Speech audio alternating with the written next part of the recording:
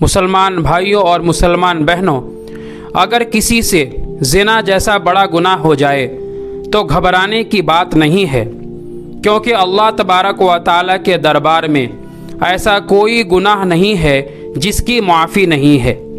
तौबा और माफ़ी के बारे में तो नबी करीम सल्लल्लाहु अलैहि वसल्लम ने यहाँ तक इरशाद फरमा दिया कि अल्लाह तबारक व तआला रोज़ाना रात को हाथों को फैलाता है ताकि दिन में गुनाह करने वाले बंदे रात को तौबा करें। इसी तरह रोज़ाना सुबह को अल्लाह ताला दोनों हाथों को फैलाता है ताकि रात में गुनाह करने वाले बंदे सुबह को तौबा कर लें।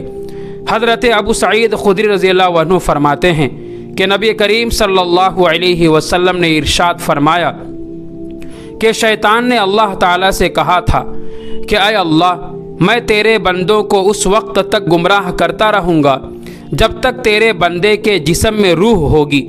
तो अल्लाह ताला ने भी जवाब में इरशाद फरमाया था, ऐ इब्लीस लाइन, मेरी इज़्ज़त की कसम, मैं अपने बंदे को उस वक्त तक माफ़ करता रहूँगा जब तक मेरे बंदे के जिस्म में रूह होगी, यानी मरने से कुछ मिनट पहले भी अगर तौबा करेगा तो उसके 60 साल की पूरी ज़िंदगी को माफ़ कर दूंगा और उसको पाक और साफ़ बना दूंगा। तो अल्लाह तबारक व तआला के दरबार में हर बड़े से बड़े गुनाह की तौबा है। आपको एक बहुत अजीब वाक़या सुनाता हूँ जिसे सुनकर मुझे यकीन है कि आपका दिल मुतमईन हो जाएगा, चाहे आपने कितना बड़ा ही गुनाह क्यों न किया हो। गामिदिया एक औरत थी, वो नबी करीम सल्लल्लाहु अलैहि वसल्लम की खिदमत में आई। आकर कहने लगी, आय अल्लाह के नबी, मुझसे ज़िना जैसा बड़ा गुनाह हो गया है, आप मुझे पाक करें, मैं हमल से हूँ।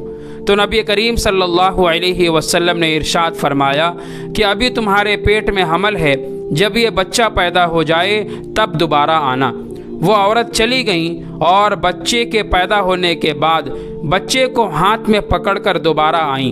हुज़ूर पाक सल्लल्लाहु अलैहि वसल्लम ने इरशाद फरमाया कि अय अल्लाह के बंदी, अभी ये बच्चा दूध पीने की उम्र का है, इस बच्चे को लेकर जाओ और जब तक ये बच्चा दूध पीता है इसे दूध पिलाओ।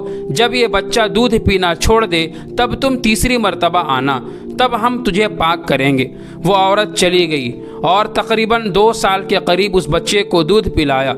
अब वो बच्चा थोड़ा बड़ा हो गया तो उस बच्चे के हाथ में उस औरत ने रोटी का एक टुकड़ा दिया और अपने गोद में लेकर हुजूर के पास आकर हाजिर हुई कि आय अल्लाह के नबी, इस बच्चे ने दूध भी पी लिया, दूध का ज़माना भी मुकम्मल हो गया, अब आप मुझे पाक करें। आप इस बच्चे के हाथ में देखिए, ये अब दूध नहीं पीता बल्कि ये रोटी वगैरह खा लेता है। तो हुजूर पाक सल्लल्लाहु अलैहि वसल्लम ने फरमाया कि इस औरत के हाथ से इसके बच्चे को ले लो। चुनांचे उस बच्चे को लिया गया और हुजूर ने ये हुक्म दिया कि ज़मीन में इसके सीने के बराबर गड्ढा खोदो। सहाबा इकराम ने गड्ढा खोदा और उस औरत को उस ज़मीन में सीने तक डालकर सहाबा इकराम को हुक्म दिया कि इसे रजम करो, यानी पत्थरों से मारो। तो बहुत सारे सहाबा सहाबियात ने उस गामिदिया औरत को पत्थर से मारना शुरू किया। हज़रत खालिद इब्न वलीद रज़ियल्लाहु अन्हु ने भी एक पत्थर उस औरत को मारा तो खून के छींटे उड़कर खालिद इब्न वलीद रज़ियल्लाहु अन्हु के जिस्म पर लगे। उन्होंने नफ़रत का इजहार किया।